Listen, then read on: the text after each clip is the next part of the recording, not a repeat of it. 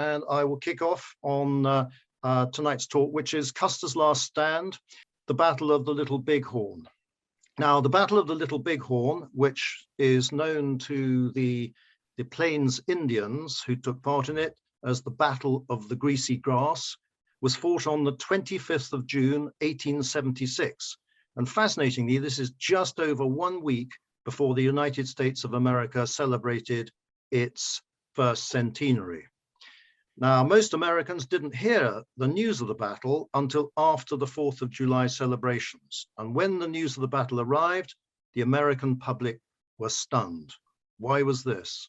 Well, General Custer and 5 full companies of the 7th Cavalry, some 210 men, had been massacred by Indians. In terms of the recent American Civil War, and of course of the succeeding world wars, and not to mention Vietnam, this battle is but a skirmish. And yet it holds a certain fascination, especially in American minds. And it has led to more controversy, argument, discussion, articles, TV commentaries, documentaries and films than almost any other event in US military history. Now, one reason for this fascination lies undoubtedly in the flamboyant and widely known figure of Major General George Armstrong Custer. Well, who was this man? Custer graduated bottom of his class at West Point at the outbreak of the American Civil War, so he was not an intellectual officer. He did serve with distinction as a subaltern of the 5th Cavalry at the Battle of Bull Run. He demonstrated courage, dash, and a sharp eye for the tactical battle. He was promoted captain in 1862, was decorated 5 times for bravery, and by 1865 had become a brevet major general of volunteers, commanding the Michigan Cavalry successfully in the final engagements of the war. A brevet promotion, by the way, is an honorary one given for meritorious service, but it is not a substantive promotion. Well, he became known as the Boy General, and he never failed to court publicity. He wore outrageous and unauthorized Byzantine uniforms. He never failed to miss an opportunity for self-publicity. But in doing this, the 7th Cavalry also benefited, and he was its greatest publicist. He was also a strict disciplinarian, and he once ordered the summary execution of 12 soldiers for desertion. And yet he found this high standard that he set for others rather difficult to achieve himself, because he later absented himself without leave in order to go and visit his, by all accounts, beautiful wife. And for this, he was suspended without pay for a year. Well, after the American Civil War, Custer reverted to his substantive rank of lieutenant colonel, although he continued to be addressed as general as a matter of courtesy. He was appointed to command the 7th Cavalry on the frontier, where the Plains Indians were resisting the constant westward pressure of the white settlers. Within the regiment, he was admired by many, but not by all. And the officers especially tended to be split between his admirers, who he advanced, and his detractors, whose careers he held back. He was also guilty of nepotism, if one can apply that word in these circumstances, because he gathered amongst his officers his brother, Captain Thomas Custer, his brother-in-law, Lieutenant James Calhoun, another brother, Boston Custer, who was a civilian guide, and also a nephew, Harry Reed, who was just along for the ride. Well, so much for Custer. What about the Indians, the native North Americans? Well, the conflict which now arose between the white men and the Plains Indians was inevitable. The nomadic lifestyle of the Indian was incompatible with the settled agricultural and industrial American economy. The US government recognized this and had established reservations for the Indians. However, many Indians couldn't accept the concept of reservations, and while spending the winter on the reservations, they spent the summer hunting, roaming free, and occasionally raiding and killing white settlers. As a result, the US Army was in almost constant action in trying to enforce the reservation policy, and their tactics were ruthless.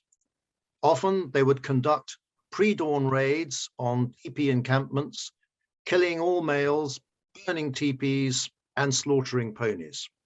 George Custer was fully involved in this and earned adulation from the white population back east, but from the Indians, he earned only fear, hatred, and the nickname Yellow Hair, which came from his long flowing locks.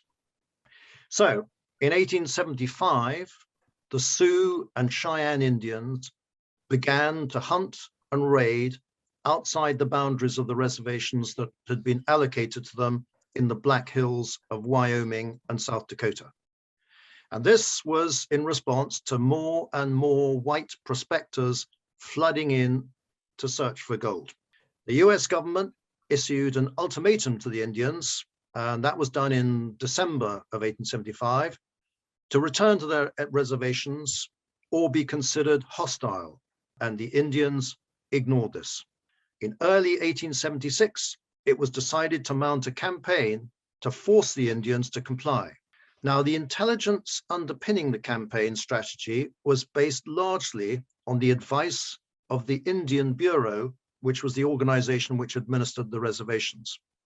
This advice was that there were at most 800 Indian braves outside the reservations, and furthermore, that these would be split into many smaller, distant groups.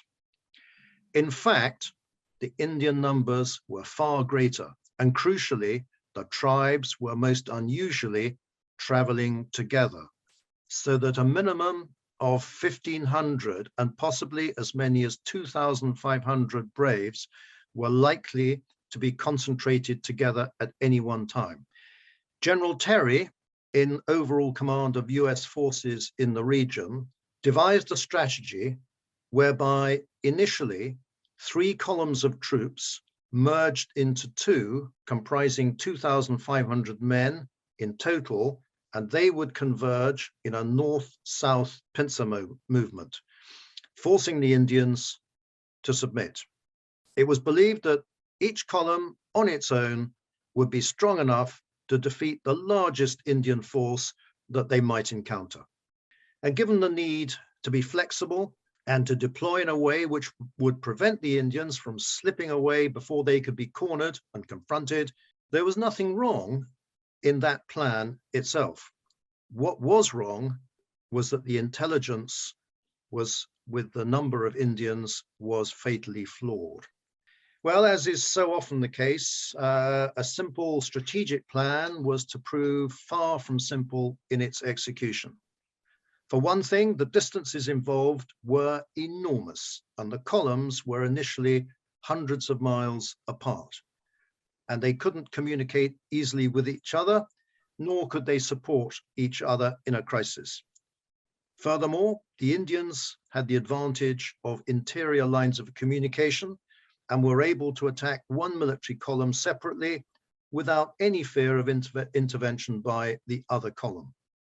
So on the 10th of June, General Terry, who was traveling in the northern column, sent Major Reno and 6 troops of the 7th Cavalry on a reconnaissance in force to verify reports that no hostile Indians were east of the Rosebud River. On the 17th of June, a week later, whilst on this recce, Major Reno discovered a heavily used Indian trail leading across the hills towards the Little Bighorn River, which was a tributary of the Bighorn River itself. On Reno's return with his information, and together with reports from other scouts of smoke rising from the Little Bighorn Valley, General Terry concluded that a part, perhaps a large part, of the hostile Indian body was encamped there. And he immediately devised a plan to deal with them, basing his plan on a force to be led by Custer, marching up the Rosebud River Valley, climbing to and crossing the watershed, before advancing down the Little Bighorn Valley. Simultaneously, another part of the northern column, under the command of Colonel Gibbon, would ferry across the Yellowstone River and march to block the northern end of the Little Bighorn Valley, providing the anvil for Custer's hammer. And Gibbon was to be in position and ready by the 26th of June, when Custer was supposed to attack. And for the conduct of the operation, General Terry offered Custer, although that's Major Reno, by the way, all 3 Gatling guns at his disposal. Now, the Gatling guns here the offer of them was turned down by Custer. He probably feared that the Gatling guns would slow him down, and no doubt he wanted the full credit of victory to go to him and the 7th Cavalry alone. Now, what neither General Terry nor any of the others present at the conference aboard his river steamer headquarters knew was that there would be no support from the southern column.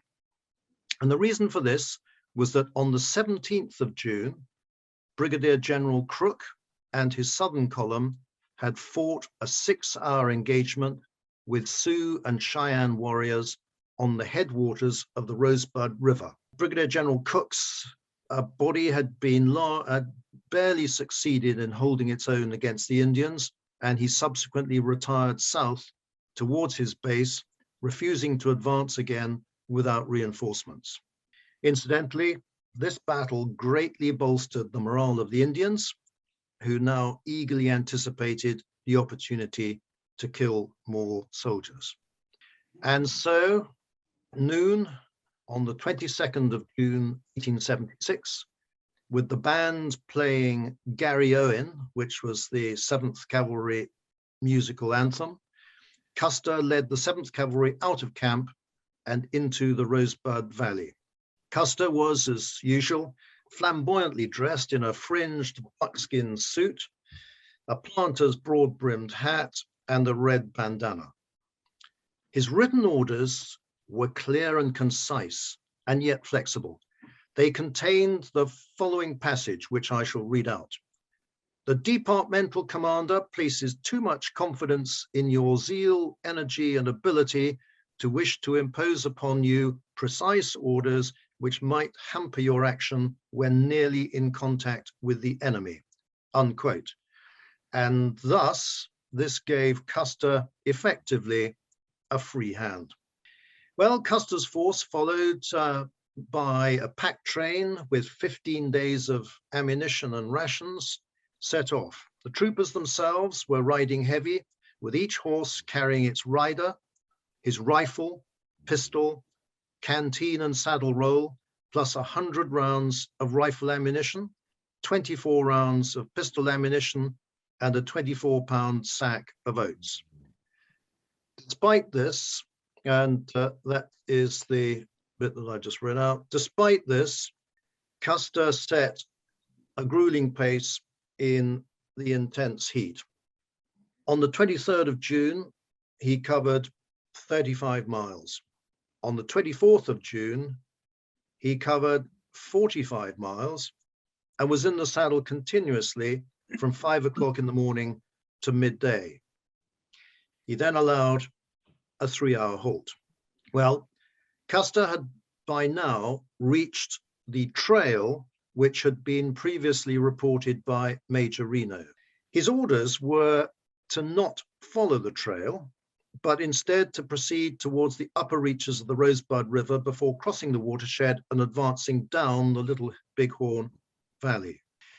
Well, Custer decided to ignore his orders, and instead he proceeded down the Indian Trail on a night march, after which he planned to rest his men all through the 25th of June, ready to attack in the early hours of the 26th of June, as he had been ordered by General Terry. Well, the night march lasted 5 hours, and it covered only 10 miles before Custer called a halt. From this point, his scouts were able to climb a high feature, and in the pre-dawn, they were able to glimpse the Indian camp some 15 miles away. It was now apparent, or it should have been apparent, that the camp seemed bigger than they were expecting. Another vital piece of information Custer received that fateful morning was the news that some Indian scouts appeared to be watching his force from high ground. And so Custer realized that the element of surprise had been lost. And what was Custer now to do?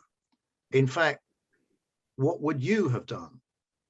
Custer had disobeyed orders in following the Indian track, and by his actions had given away the presence of US soldiers. If the Indians now struck camp and moved away, they would escape General Terry's pincer movement, and the responsibility of that would be Custer's alone, and his reputation and future career, which were dear to him, would have been ruined.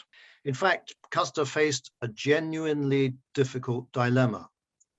And what he now decided to do was only partly influenced by his impetuous personality. It was also, what he decided to do, a perfectly logical course of action.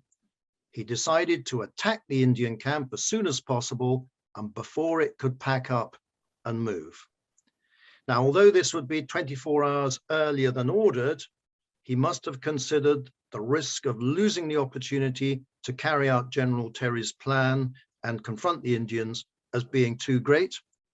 And probably he simply couldn't accept the possibility of losing the glory of victory. Anyway, what he did was a gamble, at best risky, at worst reckless.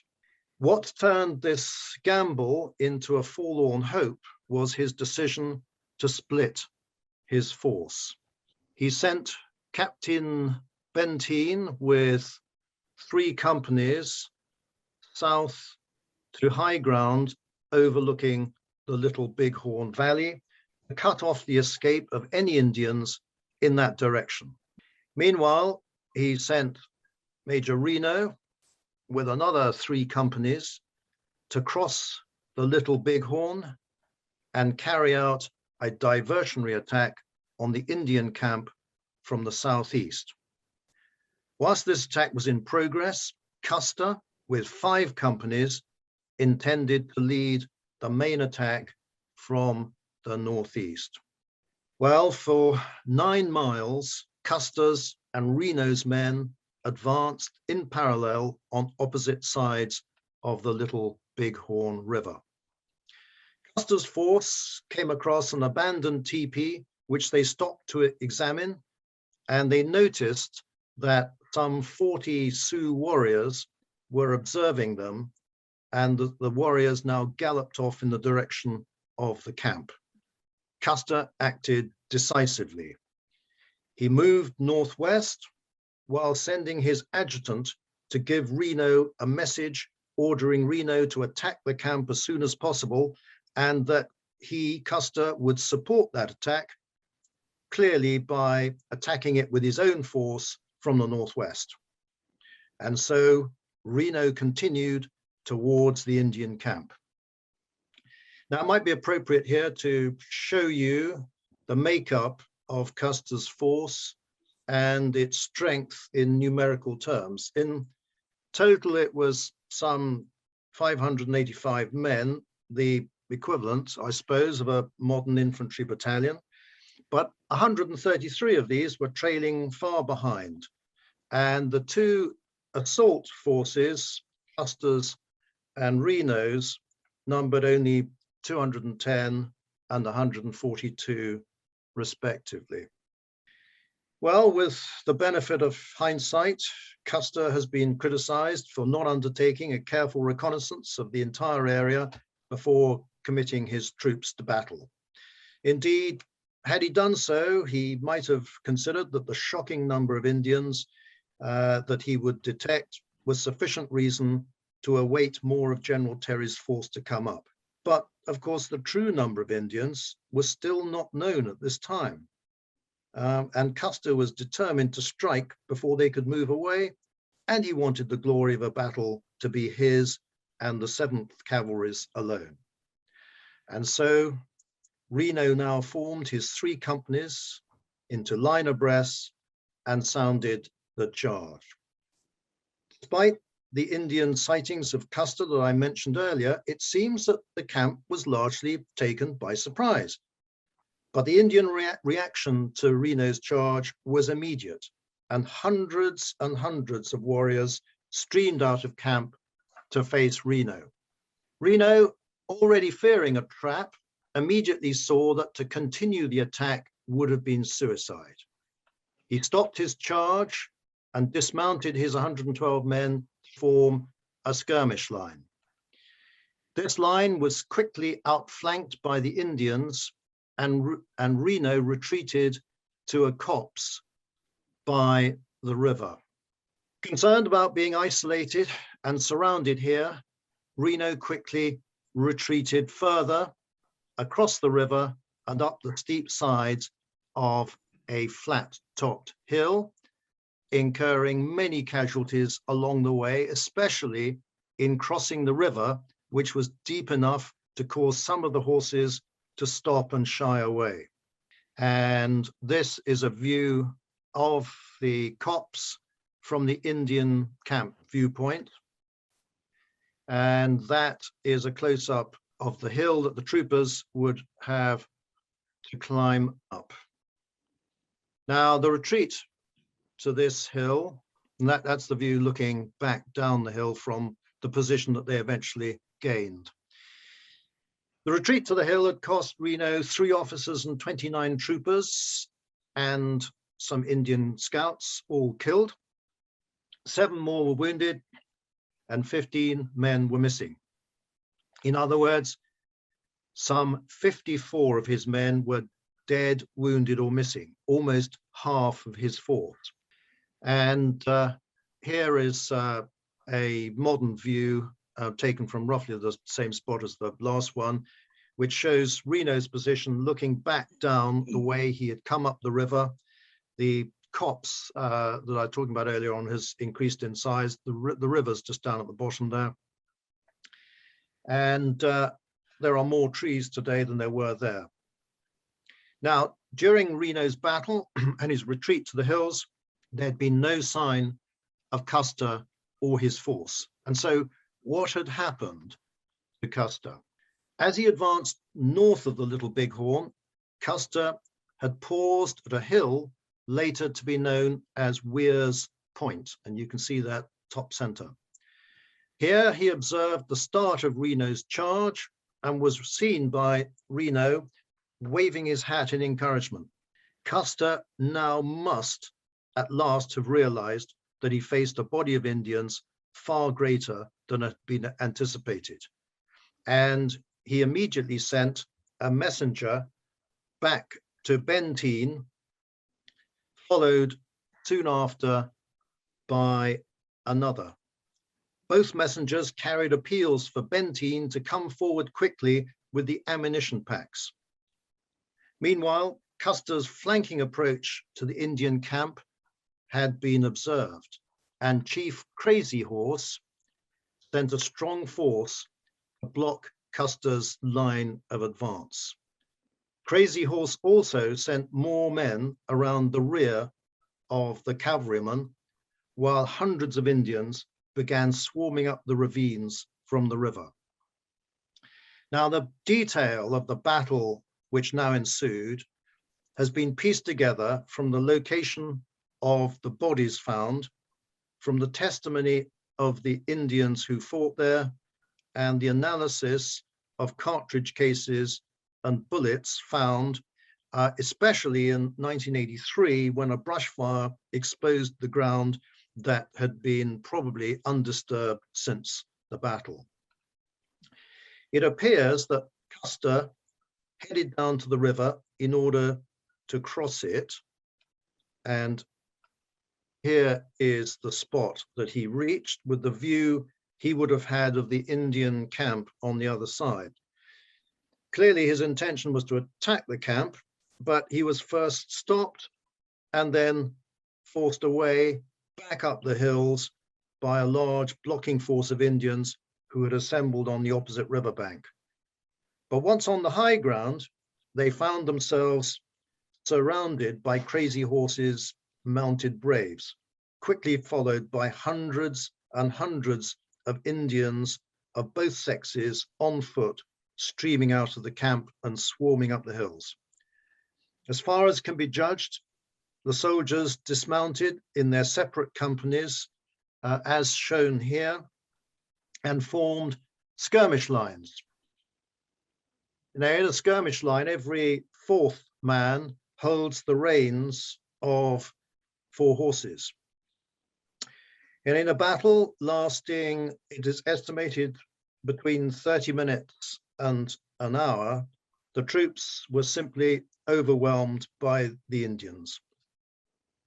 Every man, some 210 US cavalrymen, plus a handful of Indian guides, were killed. Not one survived. And their last moments, as their numbers dwindled, must have been horrific, surrounded by overwhelming numbers of screaming Indians hacking and stabbing at them. And knowing that as well, that there was no possibility of them being given mercy. Their last moments must have been absolutely terrifying. Well, popular myth and legend tend to depict Custer's entire force surrounded on a hilltop, steadily dwindling in the face of circling Indians. However, the reality is one of several separate actions a few hundred yards apart. And we know this from the fact that the troopers' bodies tended to be found together in groups of 2 or 3 or more, or in larger groups, but invariably with others from the same company. And also there are straggling lines where in that last photograph, you can see that people had tried to flee or attempted to break out and had been killed one by one as they fled. There's also, apart from the sad little trails of strung out grave marker stones from those who are fleeing, probably in blind terror-stricken panic, either on foot or on horseback. And here is a place called, known as the Deep Ravine, and it is believed that the last remnants of Custer's men who tried to break out and flee died there. Here and there are larger groups of grave markers where a group of soldiers stood, fought, and died together. One such group lay around the grave marker of Captain Keogh of Company I, that's using the American way of saying it, and his second in command, First Lieutenant James Porter, probably no relation of mine, as far as I'm aware. But the largest group, some 40 men in total, lay on what is known as Last Stand Hill, around their commander, General Custer. And here is a closer view of the spot where Custer fell, and you'll see that he was surrounded by his men, including his brother, Tom Custer, Captain Tom Custer, who commanded Company C. Indian survivors of this battle, interviewed over the succeeding years, have given accounts indicating that the majority of Custer's men were simply overwhelmed, swept away as if by a great breaking wave as Chief Crazy Horse's attack swept over them, leaving only small pockets of men like islands in a flood. And they, in their little islands, fought on desperately to the end. The Indians present again have described how individual troopers that tried to surrender were immediately killed. The spectacle is reminiscent, if you like, of the slaughter by the Zulus at Isandlwana less than 3 years later. Well, 2 days after the battle, on the 27th of June, General Terry sent a telegram, which I shall read to you. And it says, "Of the movements of General Custer and the 5 companies under his immediate control, scarcely anything is known from those who witnessed them, for no officer or soldier who accompanied him has yet been found alive. His trail from the point where Reno crossed the stream passes along and in the rear of the crest of the bluffs on the right bank for nearly or quite 3 miles. Then it comes down to the bank of the river, but at once diverges from it as if he had unsuccessfully attempted to cross. Then it turns back upon itself, almost completes a circle and ceases. It is marked by the remains of his officers and men and the bodies of his horses, some of them dotted along the path, others heaped in ravines and upon knolls where halts appeared to have been made. There is abundant evidence that a gallant resistance was offered by the troops, but that they were beset on all sides by overwhelming numbers," unquote. So Custer's men were overwhelmed by sheer numbers, thousands of frenzied, screaming braves armed with bows and arrows, axes and knives. But they were also outgunned in that 1/3 of the Indians had firearms of some sort.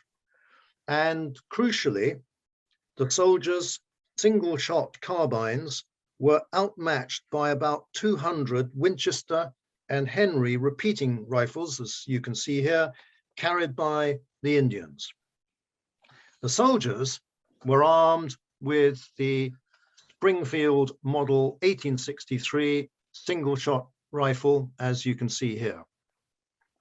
By coincidence, both Major Reno and General Terry had been members of the board that rejected repeating rifles and opted instead for the Springfield Model 1863, which became known as the trapdoor rifle because of the way it was reloaded. And you can see here that you reload it by opening a trapdoor-shaped breech block and pushing in the cartridge. In fact, the Springfield was much more robust than the repeating rifles, and it was effective and accurate at twice the range of the repeating rifles, and with greater stopping power from its bullet too. In fact, it was undoubtedly at the time the correct choice for a rifle to equip a modern army expecting to fight other modern armies at long range. However, it was not well suited to the desperate, frantic panic of close-range combat against overwhelming numbers. For here, a rapid fire was required. Now, although some of the horses undoubtedly stampeded away, many of the troopers' horses were killed to provide cover on otherwise bare slopes. In fact, some 39 horses were found shot through the head and positioned to act as breastworks for troopers to hide behind.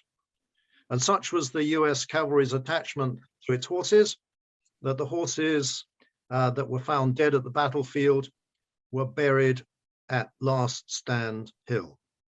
As I've already said, one can barely imagine the terror of the dwindling, isolated bands of troopers as their screaming enemy closed in on all sides in overwhelming numbers. By about 5 p.m., George Armstrong Custer and over 200 of his men lay dead.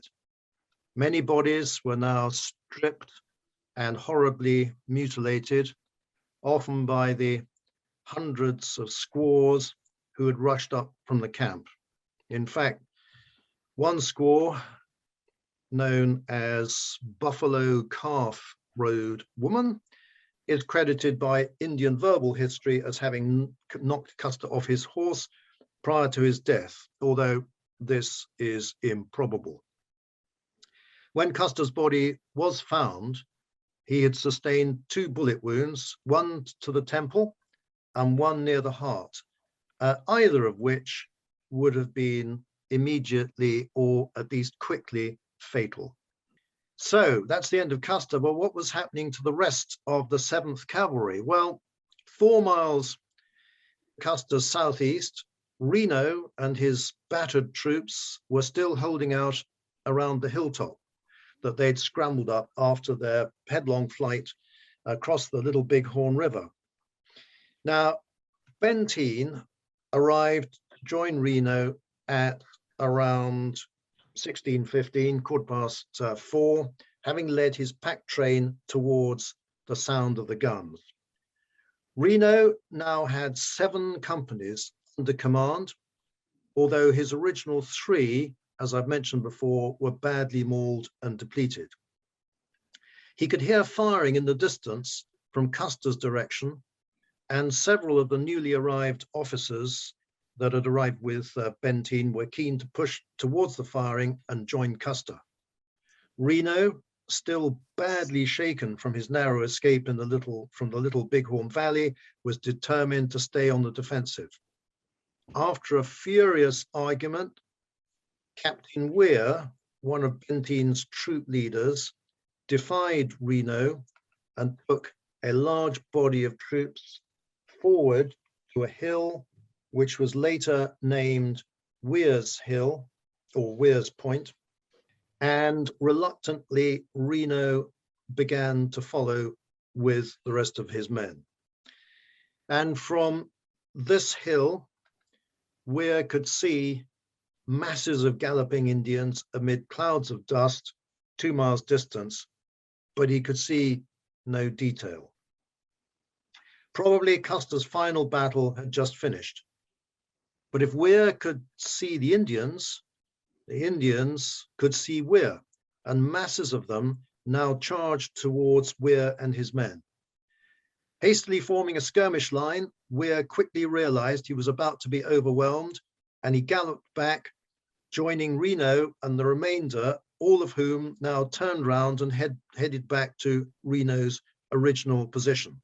One man was killed on the way and fell here. A desperate battle now began, and Reno's men quickly became well aware of the Indians' firepower with their numerous rifles, because this hill became known as Sharpshooter's Hill, from which the Indians poured an accurate fire down on Reno's men in their defensive position. Now, the layout of that position is shown here, and that will be accurate because most of the men survived. What the troopers did there was that they dug in as best they could, using knives to loosen the earth.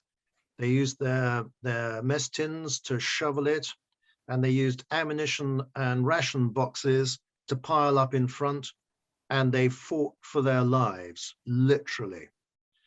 The Indian attacks kept on until sunset, and by that time, 18 troopers had been killed and 43 wounded. 2 men were killed either side of a third, who, though wounded, survived to become the last man present to die, and he died in March 1950. And here is the grave marker of Dog's Backbone, one of the Indian sharpshooters shot by Reno's men. Now, Reno's medical officer, who was with him, Dr. Henry Porter, again, no relation, set up a field hospital in a dip in the center of the position, and had mule and horse bodies dragged into position to give some covering from the fire of the sharpshooters for the wounded. And here he carried out life-saving surgery, including 1 leg amputation. Now, in the early hours of the next morning, as a result of hearing the agonized cries of the wounded for water, 19 of Reno's men volunteered to creep down to the Little Bighorn River to fill water canteens. Also, during the night, several troopers who'd become separated from Reno in his fight through the woods and to the river the previous day, who had hidden, were now able to creep up the hill and rejoin Reno in the dark. Well, daybreak on the 26th of June came, and the Indians returned to the attack and made two further determined attempts to overwhelm Reno. Both attacks were beaten off. There were no attacks in the afternoon, and the reason for this was that it was later discovered that the Indians packed up the great teepee camp in the afternoon and headed north. Now, note the size of the Indian camp in this illustration, which shows the various individual tribes that had set up their teepees there. It's almost 2 miles across. Well, quite understandably and probably wisely, Reno remained firmly in position through that night. Then, on the morning of the 27th of June, General Terry's column entered the Little Bighorn River Valley and relieved Reno. Only then did Reno discover that Custer was dead, and the true scale of disaster became clear. The soldiers' bodies were hastily buried where they fell, but were moved a few months later to a mass burial site where a granite monument was built in 1881. At the same time, stakes were placed to show where the soldiers' bodies had been found. Some of the officers' bodies were sent home, whilst Custer's body was sent to West Point Military Academy, which is interesting given the fact that he had passed out bottom of his class. The stakes on the battlefield were later replaced. In fact, 9 years later, they were replaced by marble headstones. And that is what you see here. So that wherever and whenever a body was disinterred for reburial, a marker stone was set. And therefore you can see the locations where each man fell. Here, for example, is the group that fell around Custer near the summit of Last Stand Hill. 19 bodies were never found or were too badly mutilated to identify. Several of these are known to have been decapitated, and battered heads were found later at the site of the teepee village. And some Indians later testified that some of the bodies had been burned in the village before it moved. The headstones reflect the different backgrounds of those who died.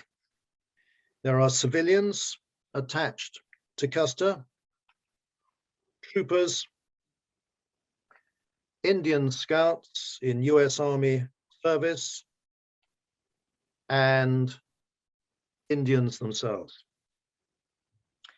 Now, what if questions are always of no value because you can't change past events, but they're always intriguing, especially where a military catastrophe has taken place. On the face of it, should not have happened. So I'll look at 3 such questions. The first is, what might have been the result of the battle had Custer taken up General Terry's offer of 3 Gatling guns? Well, the answer is probably little. Had he placed the guns with Reno, well, they might have killed a few more Indians when he first dismounted to form a skirmish line near the Indian camp, but only if they could have been brought rapidly into action, which I doubt. And they wouldn't have prevented Reno's retreat across the river and up to the bluffs. And in any case, they would have had to have been abandoned as soon as Reno retreated, or at the very least at the river crossing. Had Custer taken them with his group, it's again doubtful that they would have kept up with his body and that he would have been able to deploy them. These are big, heavy, ponderous weapons not suited to rapid cavalry maneuver. Well, the second question that I'm going to look at is what might have been the result of the battle had Custer allowed his men to carry their sabers instead of leaving them in store, because he decided not to take the sabers, they were left in store. Well, again, my answer is probably little. Once Reno had reached his position on the bluffs, his battle was one dominated by long-range rifle fire. Custer's group, on the other hand, might have benefited from carrying their sabers, and they would have been able to use them to fend off Indians trying to rush them whilst they reloaded their rifles. But there's little doubt that Custer and his men would still have been overwhelmed by the sheer numbers of Indians and the incontrovertible fact that rifles, and the Indians had lots of them, outranged sabers. I do accept that the presence of sabers would have resulted in higher casualty rate amongst the Indians, but it would not have changed the outcome of the battle. Well, the third and final what-if question is, what might have been the result of the battle had the troopers all been armed with repeating rifles rather than with the single-shot ones? Well, this just might have resulted in a different outcome. Custer was overwhelmed by sheer numbers of enemy at close range. Had he been able to deploy a greater weight of firepower, he just might have changed the outcome. He would still have suffered a tactical defeat and his casualties would have been crippling, but possibly he might have avoided annihilation. Maybe he would have been able to extricate numbers of his men and join Reno at his position. I doubt that he would have managed an outright victory because the numbers of Indians were simply too great. And in any case, I fear that Custer and his men would have begun to run out of ammunition, as indeed the British soldiers did at Isandlwana. Well, the Battle of the Little Bighorn marked a turning point in the Indian Wars. And the nomadic existence of the Indians meant that their unprecedented mass gatherings, which had provided the numerical mass which crushed Custer, soon evaporated as the Indian individual tribes wandered off in different directions. Some headed for sanctuary in Canada, some returned to the reservations willingly, or were forced back by military force. Most accepted that a repeat of Custer's defeat was an impossible dream. And for its part, the US Army, despite being egged on by a vengeful public, was never given the opportunity of settling the score in a major engagement. In the following months and years, there was the usual recrimination following any disaster. Soon after the battle, every 7th Cavalry survivor signed a petition to the president for Major Reno's immediate promotion. In fact, Reno was given command of the 7th Cavalry, but couldn't be promoted because the vacancy left by Custer's death had already been filled by the president for publicity reasons. Reno was promoted to colonel and given command of a fort. A whispering campaign then began, with some of the survivors alleging cowardice and drunkenness at the battle by Reno. His career began to fall apart with incidents of drunkenness.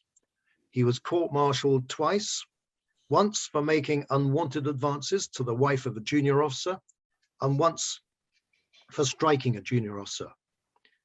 He was dismissed the service in 1880, and he ended his days in poverty, dying of complications from cancer surgery.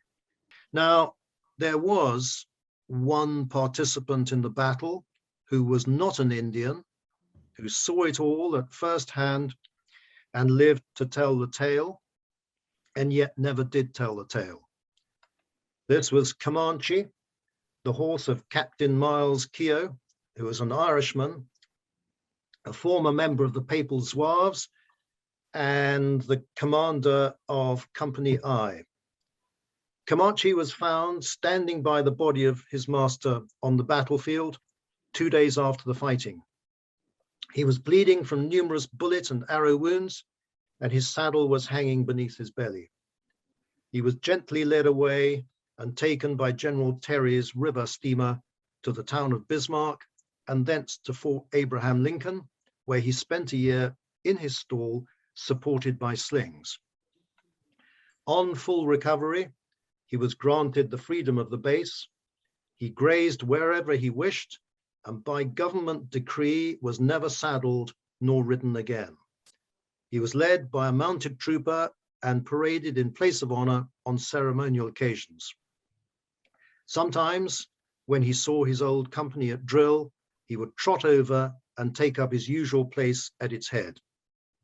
And on payday, troopers would treat him to a bucket of beer. The other horses, of course, are also remembered.